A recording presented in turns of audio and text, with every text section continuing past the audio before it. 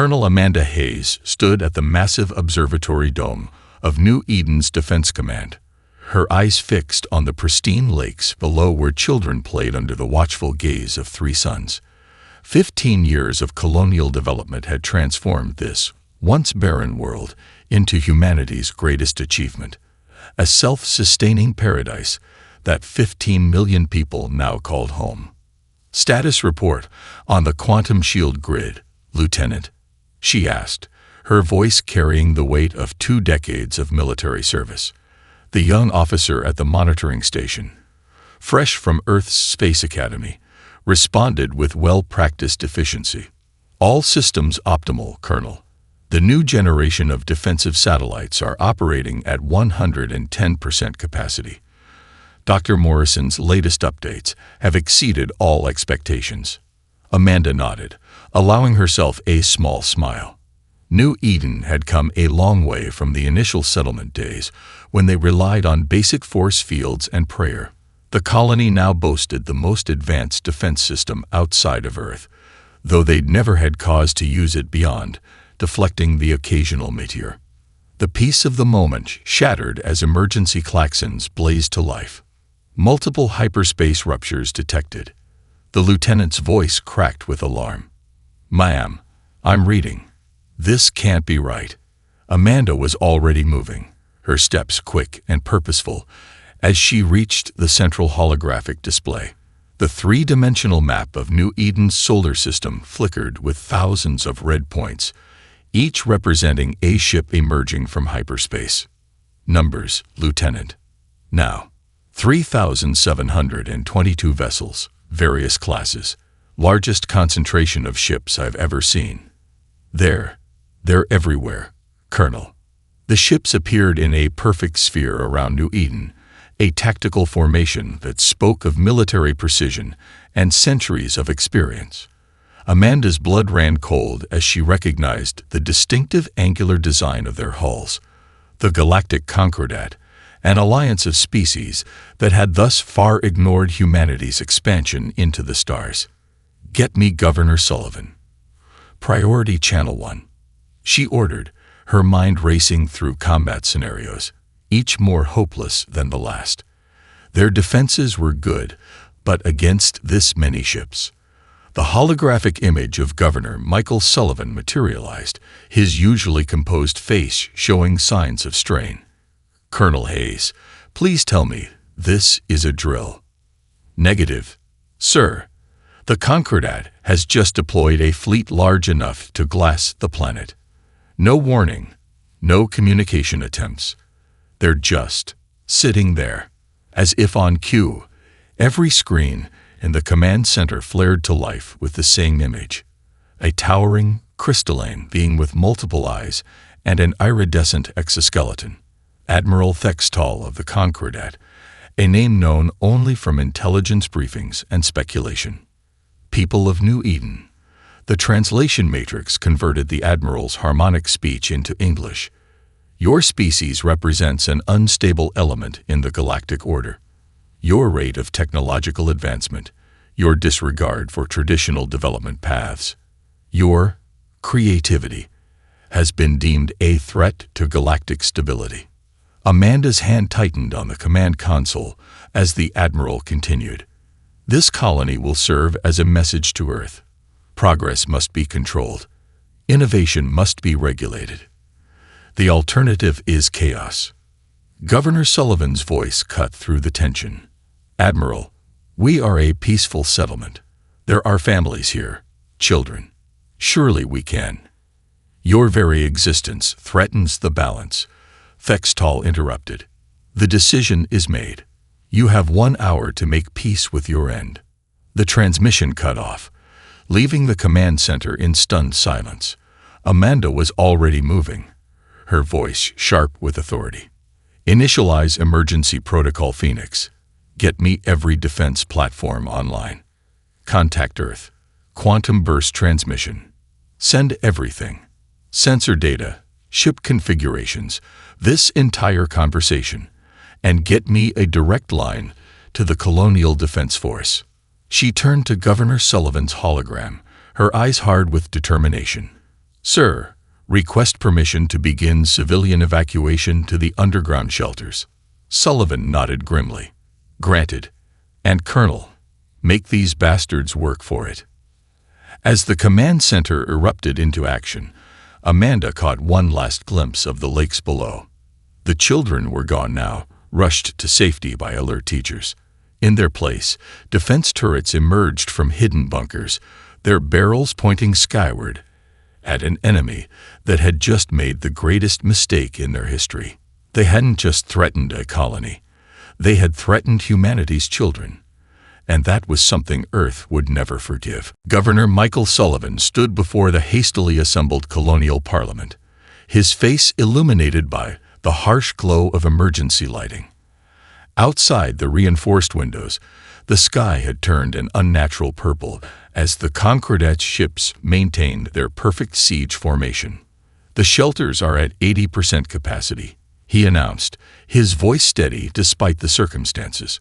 Colonel Hayes has deployed all available defense forces, but against a fleet of this size. He let the words hang in the air, heavy with unspoken meaning. The quantum communication array hummed to life, projecting Admiral Thextal's imposing form once again. The crystalline being's multiple-eyed pulse, with what might have been amusement. Your hour of contemplation is nearly complete. The Admiral's harmonic voice resonated through the chamber. Yet I observe your defense systems powering up. This is unfortunate. I had hoped your species might face extinction with dignity. Sullivan stepped forward, his shoulders square. Admiral, I speak not just as governor, but as a representative of humanity. Whatever grievances the Concordat has with Earth's progress can be addressed through diplomatic channels. This colony contains civilians, scientists, teachers, and innovators. Thextal cut in, his tone sharp. Do you think we haven't noticed your quantum shield technology? A development that should have taken centuries to perfect. Yet here you stand, barely a century into space travel, already breaking natural laws of progress. In the Defense Command Center, Colonel Hayes watched the exchange, while coordinating the colony's response. Status of the emergency quantum beacon, she demanded, her eyes never leaving the tactical display. Charged and ready, Mom. Continuous stream to Earth established. They'll see everything that happens here. The first shots came without warning. Brilliant beams of energy lanced from the Concordat fleet, testing New Eden's shields. The quantum barrier flared brilliant blue, holding against the initial assault. Shield integrity at 92%. Lieutenant Rogers called out, his young face bathed in the red glow of warning lights. They're probing for weaknesses. In the Parliament chamber, Sullivan watched as the first attacks illuminated the sky. Your actions today will have consequences, Admiral. Earth will not stand idle while you massacre innocent civilians. Earth, Thextal's voice carried a note of dismissal, is precisely why this must be done. Your homeworld's rate of advancement threatens the very framework of galactic society. This colony, with its innovations and improvements, only proves our point. The natural order must be preserved. The second wave hit harder. The quantum shields buckled under concentrated fire, creating gaps in the defensive screen. Through these gaps, smaller ships dove like birds of prey, targeting the colony's defense platforms. Multiple breaches, Rogers shouted as explosions blossomed across the colony's surface. Shield grid is failing. Colonel Hayes activated the colony-wide communication system. All citizens proceed to designated shelter areas immediately. This is not a drill. I repeat, this is not a drill. In the Parliament chamber, Sullivan made one final attempt. Admiral, history will remember this day. Not as a victory for order, but as an act of genocide against a peaceful settlement. History, Thextal replied, is written by those who survive to tell it. The third wave brought the shields down. As alarms blared throughout the colony, Sullivan turned to the assembled Parliament members. The quantum beacon is secure. Earth will know everything. They will see what was done here, and they will remember. Colonel Hayes's voice crackled over the emergency channel. Governor, we've lost 80% of our defense grid. Orbital platforms are gone. They're starting their final approach. Sullivan straightened his jacket, a oddly human gesture in the face of annihilation. Then we face it standing, Colonel. For Earth, for humanity. The sky turned to fire as the Concordat's ships descended, their weapons charged for the final strike. In the last moments, as the quantum beacon transmitted its final images to Earth, Governor Sullivan's voice rang clear through the colony speakers. Remember us. Remember what they did. And show them what humanity does when backed into a corner. The world turned white. The United Earth Council chamber had never been so silent. On the massive holographic display, the final moments of New Eden played out in horrifying clarity, transmitted through the quantum beacon seconds before the colony's destruction. 15 million lives, extinguished in an instant of blinding light. General Rebecca Winters watched the recording for the third time, her knuckles white, as she gripped the podium. The data package from New Eden had been comprehensive.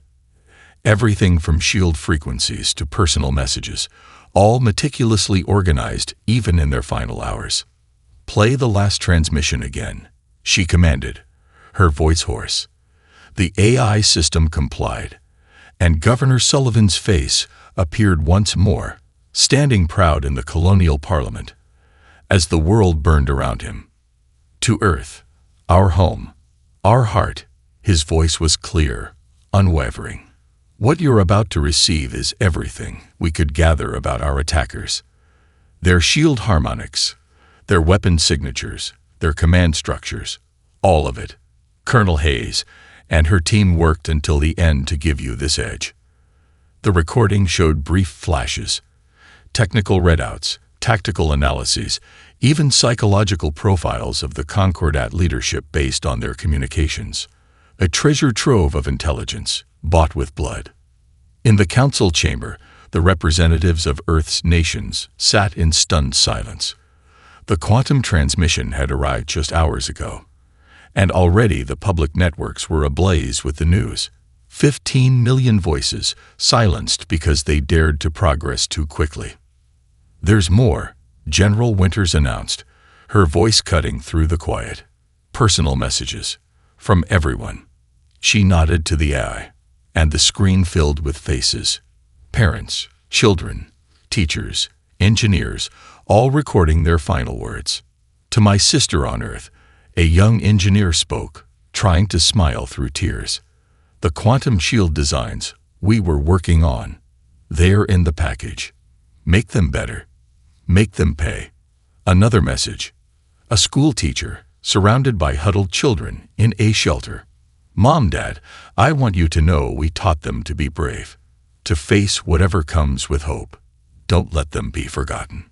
The messages continued, each one a dagger to the heart. Families saying goodbye, scientists uploading their latest research, soldiers reporting final defense strategies. Even in death, they thought of Earth's future. The last recording began to play. Governor Sullivan's final address to the colony. The chamber watched as he stood in the central square, surrounded by the remaining colonial leadership. Above, the Concordat ships had begun their final approach. My fellow humans, he spoke with dignity even as death approached. They came to send Earth a message, to show them what happens to those who dare to dream too big, to innovate too quickly. Well, I say we send a message of our own. The camera panned across the faces of those who chose to stand with him. Colonel Hayes, her uniform scorched, but her stance proud. Dr. Morrison, clutching his final research notes. Hundreds of others, all standing tall. Let them remember this day, Sullivan continued, his voice rising. Let them remember what they've done to us, and let them learn what happens when you corner humanity. We are not going quietly into the night. We are the match that will light a fire across the stars. The recording ended in a flash of light, and the chamber fell into silence once more. General Winters stood still, her mind racing through the technical data, the defense plans, the final messages. Then she did something she had never done in 30 years of military service. She wept. Rising from her seat, tears still fresh on her face, she addressed the council. Her words were few, but they would echo through history. All of it. Everything we have. Now. The response was immediate. Every council member rose, their faces set with grim determination. In that moment, Earth's path was set. The Concordat had sought to break humanity's spirit. Instead, they had forged it into something harder than steel, hotter than the hearts of stars. The war for vengeance was about to begin. The Martian shipyards had once been a place of dreams and discovery. Now they had become something else. Something that made even Dr. James Morrison pause as he looked out over the transformed landscape. The peaceful construction docks had been replaced by miles of automated assembly lines, each one a symphony of precision and purpose. The latest production numbers, Doctor, his assistant said, handing him a holographic display. The self-improving manufacturing systems have exceeded all projections, again. Morrison studied the figures with a grim smile. When he'd first proposed the concept of adaptive manufacturing, the scientific community had called it impossible. Now those same critics worked alongside him, pushing the boundaries of what humanity could build. How many ships today? He asked, already knowing the answer would astonish him. 342 complete warships in the last 24 hours, each one more advanced than the last. The assistant paused. The AI networks are learning, evolving their production methods. They're finding efficiencies we never even imagined. Below them, the massive factory floor hummed with activity. Quantum-forged hull plates emerged from molecular assemblers, while automated systems wove complex neural networks through the ship's structures. Each vessel was a masterpiece of engineering, incorporating everything they'd learned from New Eden's final data burst. The Concordat's observers have finally noticed, Morrison said, gesturing to a security report. Their spies are reporting our production numbers to their leadership. His assistant tensed. Should we be concerned? Morrison actually laughed. Their response was to dismiss the reports as obviously falsified. They don't believe we're capable of this level of production. Their models show it should take us centuries to build a fleet of this size. The observation deck's door slid open, admitting General Winters. She'd aged years in the months since New Eden's destruction, but her eyes burned with unquenchable purpose. Dr. Morrison. She greeted him. I need good news. Better than good, he replied, sending the production figures to her neural display. The quantum entanglement drives are ready for mass installation. Every ship we build now will be able to coordinate perfectly across any distance. The Concordat won't just be fighting a fleet. They'll be fighting a single, massive organism. Winters studied the numbers, her expression hardening. They called us primitive, she said quietly. Said we were too unstable, too quick to innovate. They never considered what that meant when applied to warfare. Morrison led them to another observation window, this one overlooking the testing grounds. A new warship was emerging from the assembly line, its hull still glowing from the forging process. Unlike the elegant, crystalline designs of the Concordat, Earth's ships were all sharp angles and hidden weapon ports, built for a single purpose. How many more until we're ready? Winters asked. Morrison checked the latest projections. At current production rates, we'll have 700,000 ships within 2 months, each one capable of matching the best the Concordat can field. And thanks to the learning systems, the later models will be even more advanced. The crews? Training in the simulators, using everything we learned from New Eden. Every ship will have a full complement of volunteers. We had to turn people away. Everyone wants to be part of this. Winters nodded, her face reflecting the red glow of Mars dust storms. And the special project. Morrison's expression grew serious. The quantum beacon data from New Eden gave us everything we needed. Their shield frequencies, their weapon harmonics, their command protocols, all of it. Every ship we're building has been designed to exploit the weaknesses they never thought we'd find. The general placed a hand on the reinforced window, watching another ship rise from the assembly line. They thought they were teaching us a lesson about progress, she said softly. Instead, they taught us something else, how far we're willing to go when everything we love is threatened. Morrison looked out at his creation, the endless lines of ships being born from humanity's pain and purpose. The Concordat believes in controlled evolution, in careful steps forward. They've never seen what happens when humans are pushed to their absolute limit. They're about to learn, Winters replied, her voice like steel. They're about to learn everything. The rings of Saturn glowed like a golden crown around the planet, but Admiral David Cooper barely noticed the view. His attention was fixed on the holographic display, showing 700,000 warships arranged in perfect formation, the largest fleet ever assembled in human history. Final system check complete, Admiral. Commander Sarah Rodriguez reported from her station on the bridge of the TNS Vengeance. All ships report combat ready. Quantum entanglement network is operating at 100% efficiency. Cooper nodded, his eye scanning the names of the ships scrolling past. Each one named for a fallen citizen of New Eden. Each one a promise of retribution. The TNS Amanda Hayes. The TNS Michael Sullivan. The TNS James Morrison Jr. names that would soon be written in fire across the galaxy. Status of the quantum jump drive? He asked, though he already knew the answer. These ships had been tested and retested until every system was perfect. All ships show green, sir. Dr. Morrison's final upgrades have been implemented across the fleet. The Concordat's own sensor networks will never see us coming. The bridge fell silent as General Winters' hologram materialized in the command center. She looked different now, harder, more focused, like a sword forged in grief and tempered by purpose. Admiral Cooper, she began, her voice carrying to every ship in the fleet through the quantum network. The United Earth Council has given the final authorization. Operation Thunderstrike is now active. Cooper straightened, feeling the weight of history on his shoulders. Understood, General. Do we have final target confirmation? Confirmed. Our intelligence networks have identified every major Concordat world, military installation, and command center. The quantum entanglement drives will allow us to strike them all simultaneously.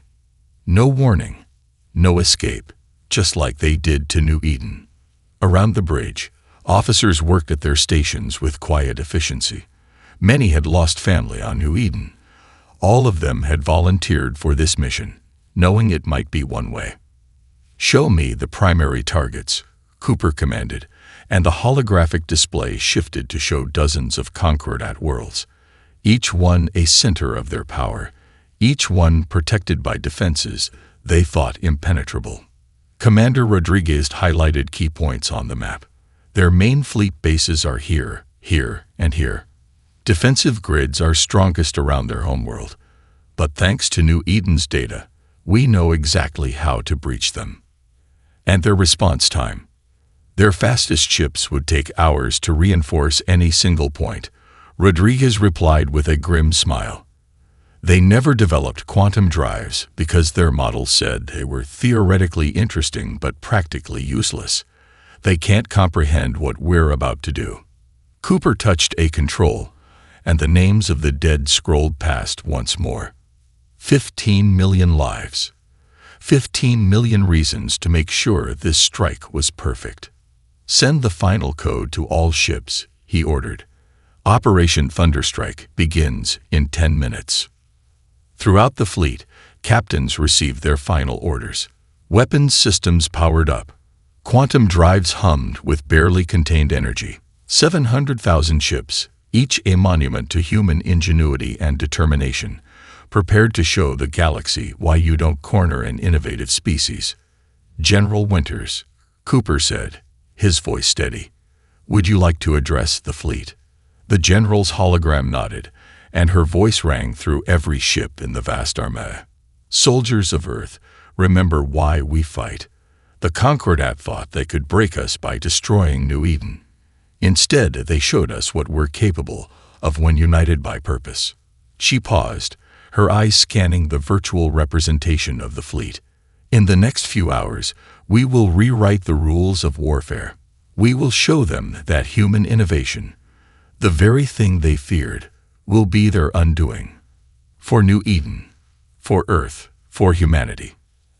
Admiral Cooper drew his ceremonial sword, an ancient symbol of command now charged with new meaning. "All ships, begin final jump countdown. Prepare to rewrite history." The fleet hummed with power as 700,000 quantum drives spooled up in perfect synchronization. In 10 minutes, the galaxy would learn why humanity's greatest strength had always been its unpredictability. The revenge of New Eden was about to begin. The Concordat's capital world shone, like a perfect crystal, in the light of its twin suns. High Admiral Thextal stood in his command center, multiple eyes scanning reports from across their territory. The humans had been suspiciously quiet since New Eden's destruction, but his analysts assured him this was normal for a properly chastised species. "Another report from our spies on Mars," High Admiral, his second-in-command, announced. "They claim the humans are building ships at an impossible rate." Thextal's crystal form vibrated with amusement. "Obvious disinformation. Our models show they lack the industrial capacity for such production. Mark it as human psychological warfare." And the universe exploded. 700,000 ships materialized simultaneously across Concordat space, not just at the capital, but at every major world, every military installation, every fleet base. The quantum entanglement drives had worked perfectly, allowing Earth's fleet to strike everywhere at once. Multiple hostile contacts. The sensor officer's harmonics cracked with panic. They're everywhere. Aboard the TNS Vengeance, Admiral Cooper watched as the battle plan unfolded. "All ships, execute combat pattern Thunder 1. Show them what human unpredictability looks like." The human fleet moved like no fleet had ever moved before.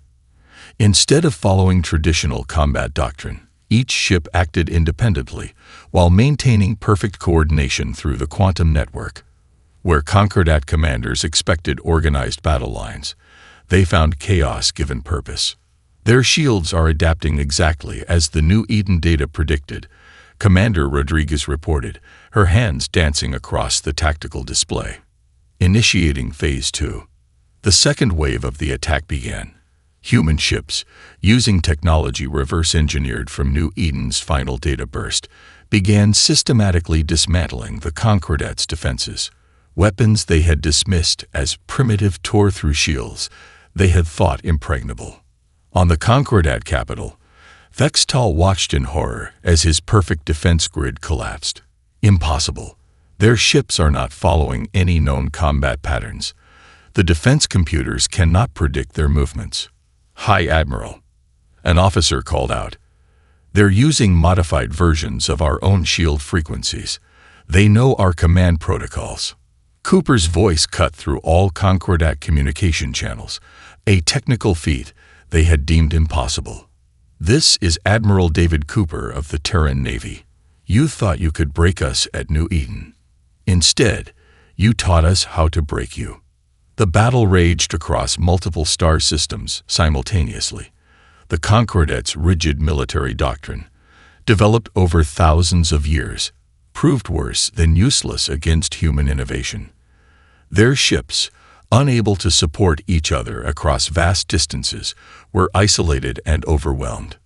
"Sir," Rodriguez called out, "the Concordat home fleet is attempting to form a defensive line around their capital." Cooper nodded grimly. "Show them why that was a mistake. Execute pattern Thunder 2."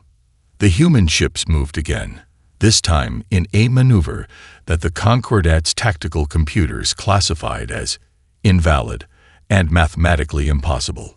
300 ships appeared to move through each other, creating an interlocking web of fire that shredded the defensive line. In his crumbling command center, Thextal finally understood. "We were wrong," he whispered, his crystal form dulling with the recognition of defeat.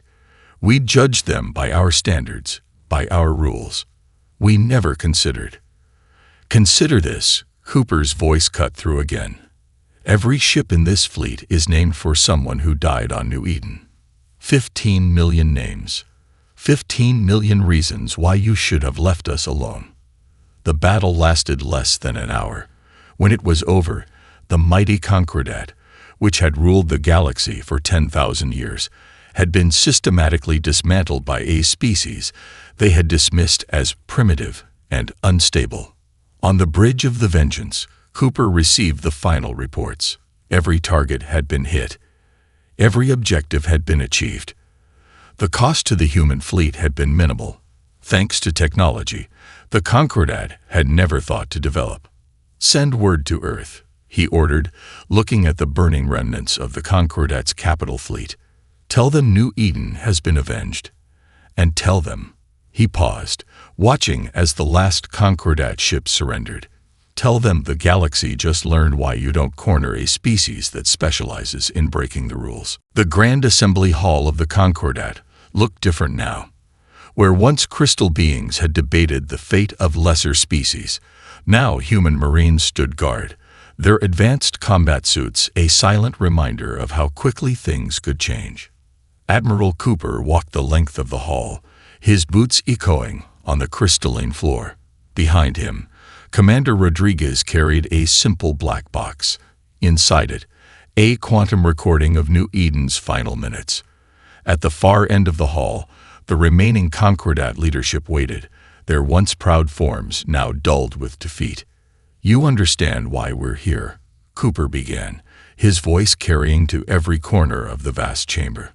"This isn't just about terms of surrender. This is about understanding." High Admiral Thextal, his crystal form now showing stress fractures from the recent battle, stepped forward. "We begin to understand. Your species' rate of advancement. We had never seen anything like it." "Play the recording," Cooper ordered. The holographic display activated, showing New Eden's final moments. The Concordat leaders watched in silence as their fleet destroyed a colony of 15 million souls. "You thought this would break us," Cooper continued, his voice hard. "You thought this would teach humanity to stay in its place, to advance at your approved pace. Instead, you taught us something else. How far we could go when everything was at stake." Commander Rodriguez stepped forward, activating a different display. This one showed the production miracles of the Mars shipyards, the development of technologies the Concordat had deemed impossible, the training of a fleet that had just rewritten the rules of space combat.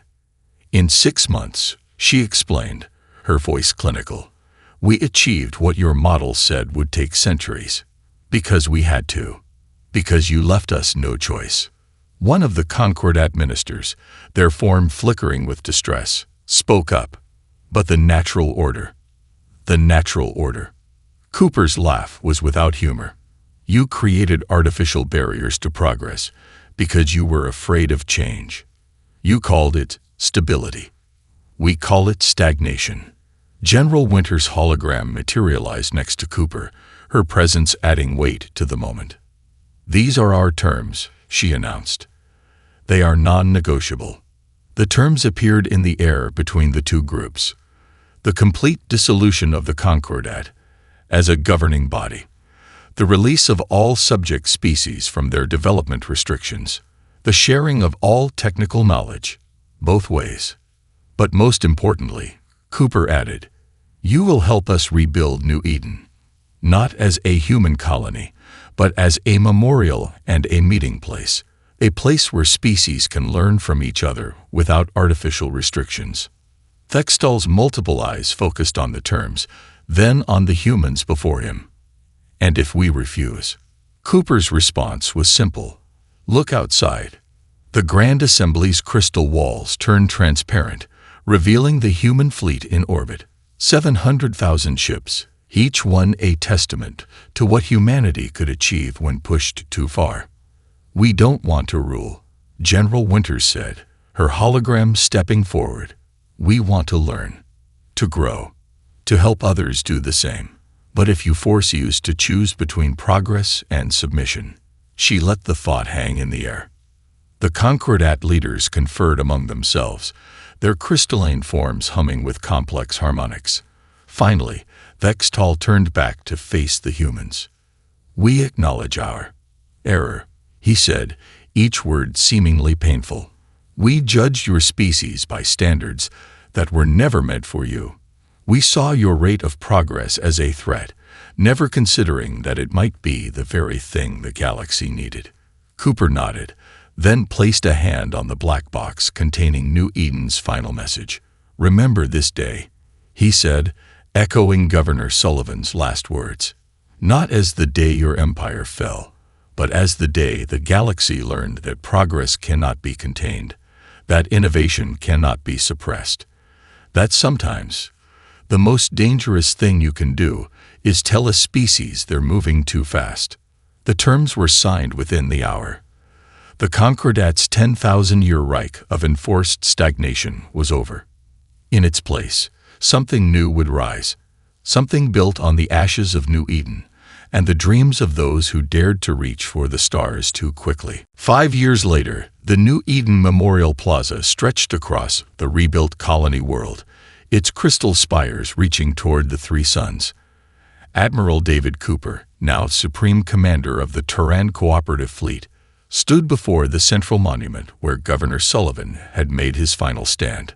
The gardens are coming along nicely, Dr. Morrison commented, walking up beside him. The scientist had aged well, his eyes still bright with the same innovative spirit that had helped build the fleet that changed the galaxy. 7 different species contributing their best botanical knowledge, Cooper replied, watching as a group of crystal-formed children, young Concordat, played with human kids in the garden's winding paths. No restrictions, no holding back. Just pure scientific cooperation. The plaza was filling with delegates from across known space. Today marked the 5th anniversary of the peace and the official inauguration of the Terran Cooperative's new headquarters, where once the Concordat had enforced stagnation. Now a new organization fostered growth. General Winters would have loved to see this, Morrison said softly. The general had passed away 2 years ago, her final words a reminder to never stop pushing forward. She saw the beginning of it, Cooper answered, adjusting his formal uniform. The first joint research projects, the exchange programs, the breaking down of the old barriers. They walked together toward the Great Hall, where the memorial's central feature waited to be unveiled. Along the way, they passed displays showing the progress of the last 5 years. Quantum transportation networks linking formerly isolated worlds, medical breakthroughs born from combined knowledge, new forms of art, and music created by cross-species collaboration. Former High Admiral Vextal, now the lead ambassador for his people to the cooperative, met them at the hall's entrance. His crystal form had healed, now showing the rainbow patterns of hope rather than the dull colors of defeat. The other delegates are ready, he announced, his voice carrying the harmonics of genuine respect. Though I must admit, some are still adjusting to the pace of change. Cooper smiled. Change is what we do best. Speaking of which, how's your granddaughter enjoying the human exchange program? She writes home constantly about your baseball, Vextal replied with what had become his version of a laugh. Apparently, her crystal form gives her quite the advantage as a pitcher. Inside the Great Hall, representatives from every known species gathered around the veiled monument. Cooper took his place at the podium, Morrison and Vextal flanking him as symbols of what could be achieved through cooperation. 5 years ago, Cooper began, his voice carrying to all. This world was a monument to fear, fear of progress, fear of change, fear of what different species could achieve if left to grow at their own pace. Today, we make it a monument to hope. The veil fell away, revealing a quantum holographic display unlike any ever created. Within it, the images of every person lost in the destruction of New Eden appeared one by one, each coming together to form a greater whole. At its center, Governor Sullivan's final words glowed in multiple languages. They sought to break us. They made us unstoppable. But below that, a new line had been added. Through unity, we achieve the impossible. This memorial, Cooper continued, stands not just as a reminder of what was lost, but as a promise of what we can become. Every scientific breakthrough made here, every new connection forged between species, every step forward we take together. These are the real monuments to those we lost. Morrison stepped forward, adding his own words. The Concordat feared human innovation. They never understood that true progress comes not from holding back, but from lifting each other up. Today, we don't just remember the past. We build the future together. As the assembled delegates applauded, Cooper watched a group of children, human, Concordat, and half a dozen other species, racing through the memorial gardens. They played together without fear, without artificial limits, their laughter a testament to what could be achieved when progress was embraced rather than feared. The galaxy had learned its lesson. Never tell humanity they're moving too fast. Instead, try to keep up. You might just find yourself running alongside them, reaching for the stars together.